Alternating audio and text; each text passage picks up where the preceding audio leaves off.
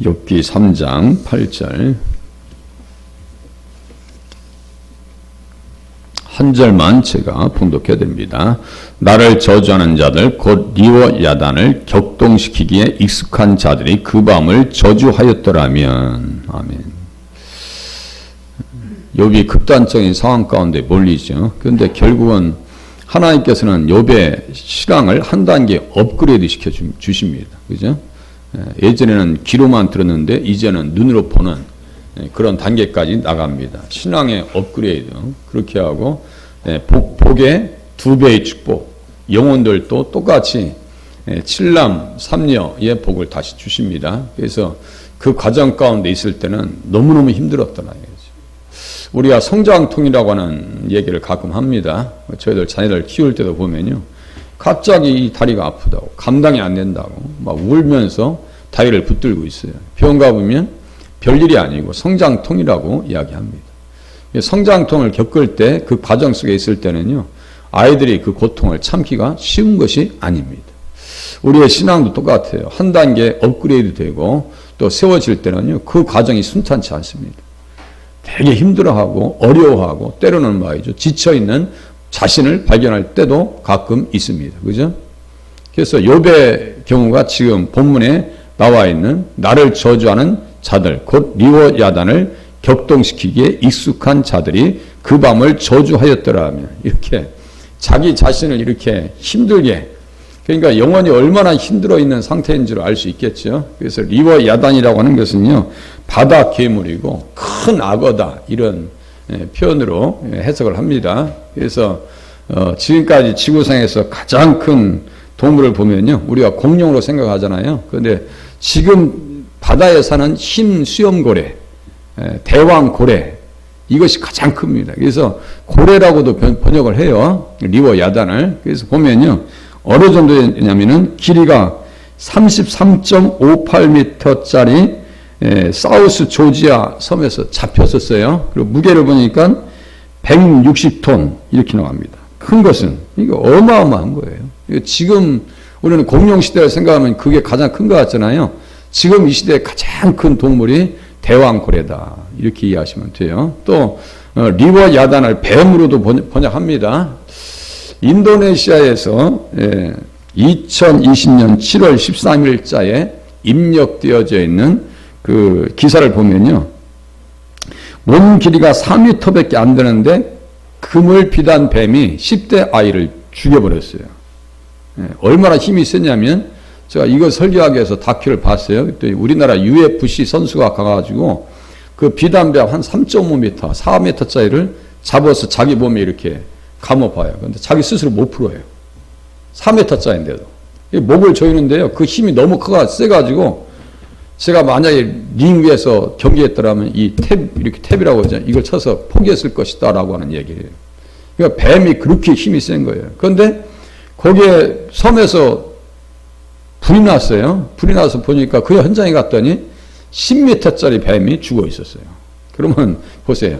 4m짜리에도 UFC 선수가 감당이 안 되는데, 만약 6m, 7m짜리를 산에서 만났다, 그럼 감당이 되겠어요? 10대 소녀가 물에서 감겨 있는 것을 가서 한 사람이 도와줘도 못 도와주고 결국은 숨져서 죽임을 당했단 말이에요. 그래서 리워 야단이라는 것은 큰 악어, 뱀, 수생동물 중에서 고래, 이 정도로 이해하시면 돼요. 그러니까 자기가 육신적으로 찾아오는 그 고통을 감내하지 못하는 그 모습 속에서 저주하는 모습이 나와요. 그런데 이제 우리가 성경을 보면서 하나님께서 택하신 자를 저주할 수 있는가, 정죄할 수 있는가, 또 고발할 수 있는가에 대한 고민을 우리가 해보지 않을 수가 없어요. 로마서 8장 한번 가보겠습니다. 로마서 8장 한번 가보겠습니다.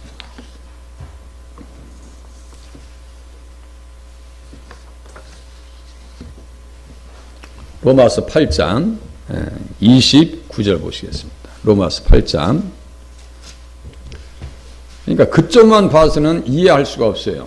욥을 이제 전체로 보셔야 되는 거예요. 하나님의 입장에서 욥을 로마서 8장 29절을 통해서 보겠습니다.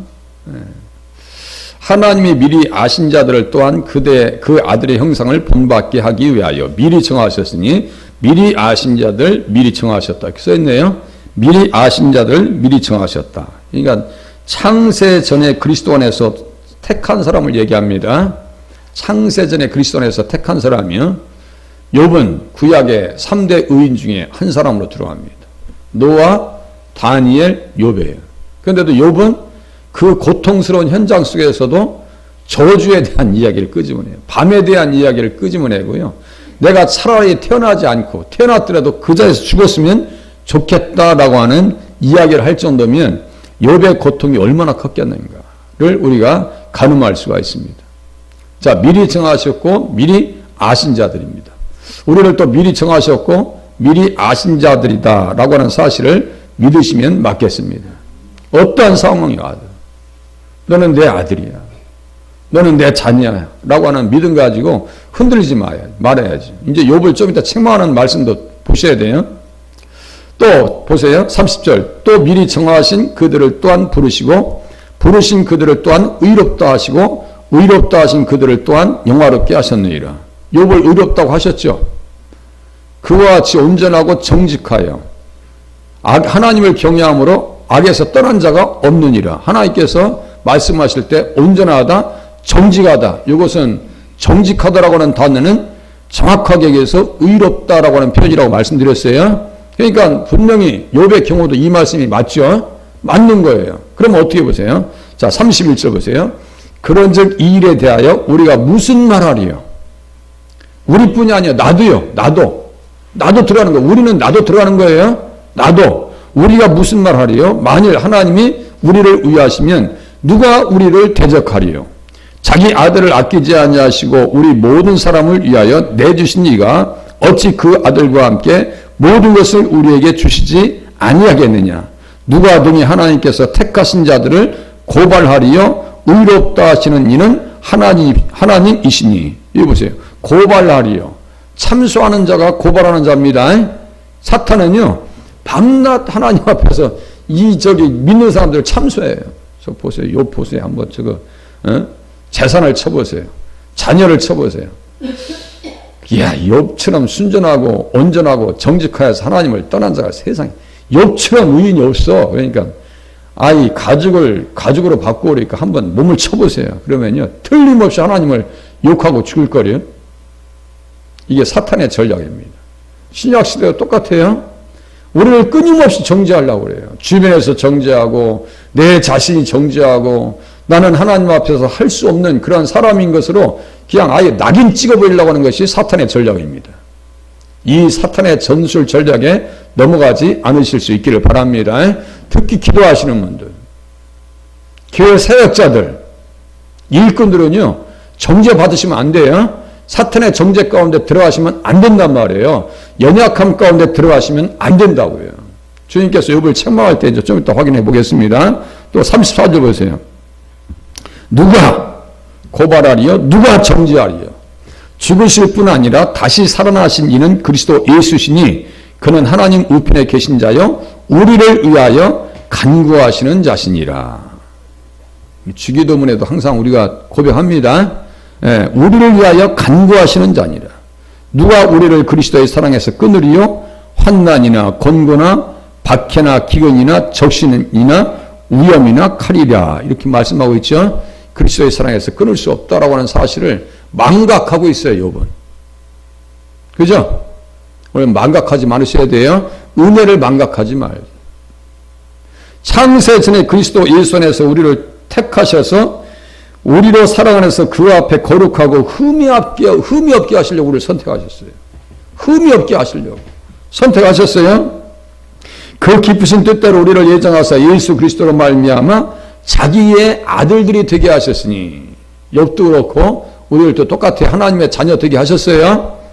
이는 그가 사랑하시는 자 안에서 우리에게 거둬주시는 바 그의 은혜의 영광을 찬송하게 하려는 것이라. 욥이 그랬습니다. 그렇게 고통이 찾아와도 어떻게 했어요? 여호와의 이름이 찬송을 받으실지어다. 찬송을 받으실지어다. 하나님의 창조의 목적에 딱 부합하도록 그렇게 하면서도 무엇이 왔어요? 혼란이 왔고 망각의 모습이 나타납니다. 주님이 그를 책망하시죠. 또 저주할 수 없다고 써 있어요. 한번 또 보시겠습니다. 민수기 23장 가보시겠습니다. 민수기 23장. 믿는 자들을요, 하나님께서 저주하지 않으셨다니까요.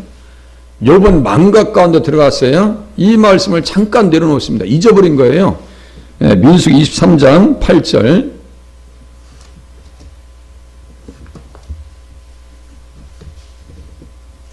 쭉 앞으로 넘기시면, 예.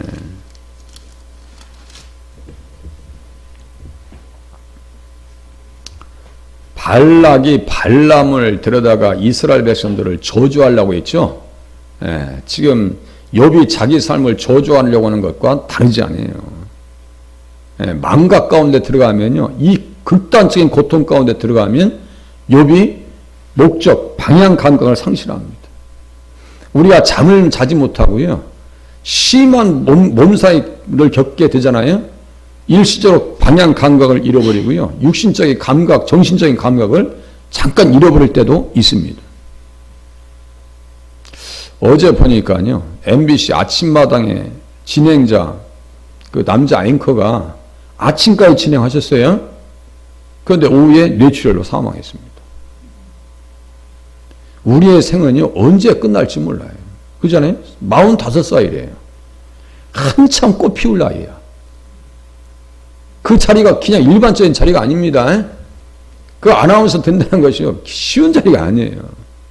한참 인생이 꽃 피울 나이에, 자, 하나님 앞에 소천됐어요. 이 가까운 교회, 어떤 교회라고 말씀드릴 수 없지만, 아니, 새벽에 목사님이 나오질 않으시는 거예요.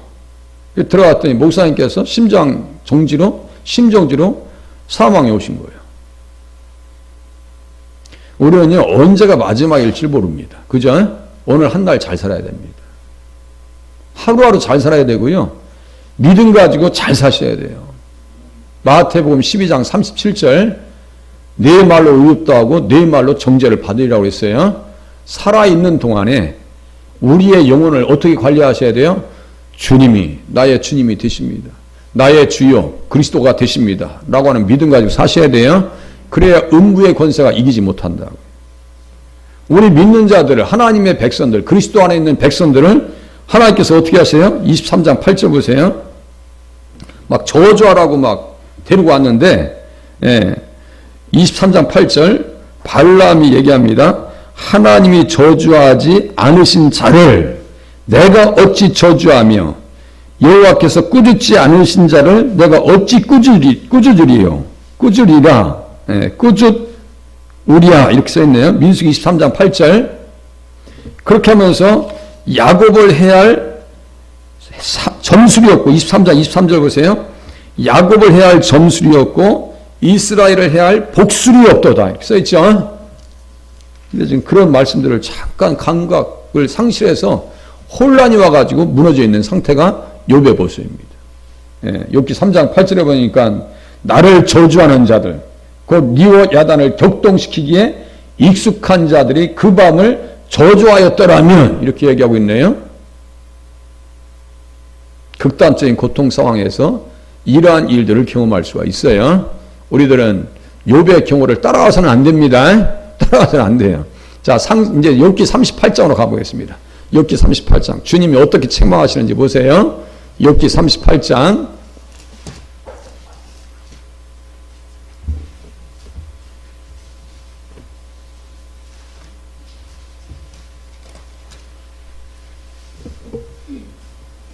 (1절) (2절) 보세요. 1절 (2절)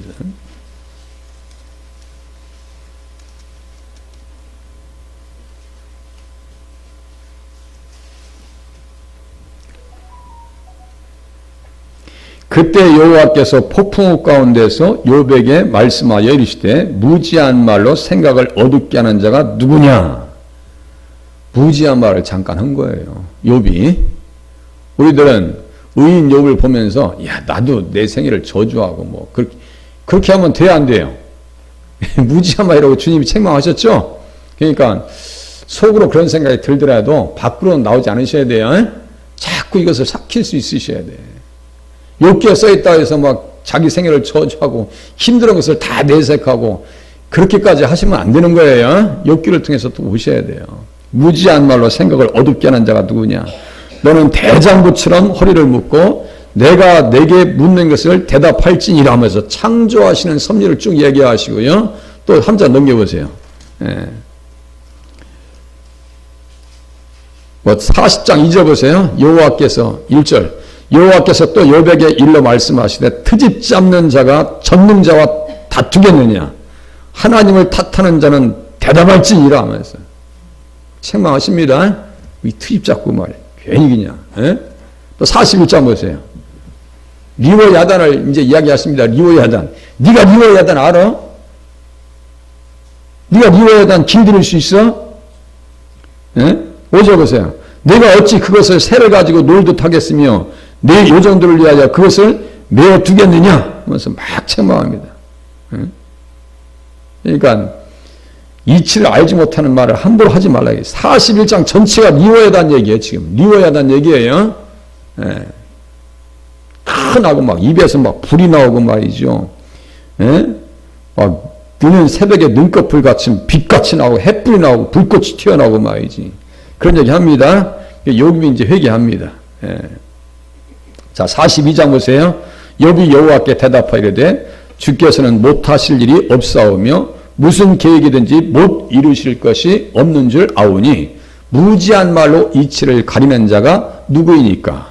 나는 깨닫지 못한 일을 말하였고 스스로 알 수도 없고 헤아리기 어려운 말을 하였나이다. 그러면서 뭐라고 그래요? 티끌과 재 가운데서 회개하나이다. 6절 티끌과 재 가운데서 회개하나이다. 결국은 욥을 어떻게 하세요? 9절 보세요. 이에 대만 사람 쭉 얘기 끝에 보세요. 여호와께서 욥을 기쁘게 받으셨더라. 우리의 삶을 그렇게 우리 주님께서 받으신다는 사실을 깨달으시고 믿음생활 하실 수 있기를 바랍니다. 다시요. 그리스도 안에서 선택된 백성입니다. 누구도 고발할 수 없고 누구도 정죄할 수 없습니다. 누구도 저주할 수가 없어요. 이 믿음 가지고 그리스도 안에서 나를 선택해 주셨으니 감사합니다. 하나님의 자녀에 합당하게 살아가게 오늘 한날도 은혜를 허락해 주시옵소서. 기도하시다가 돌아가실 수 있기를 바랍니다. 기도하겠습니다.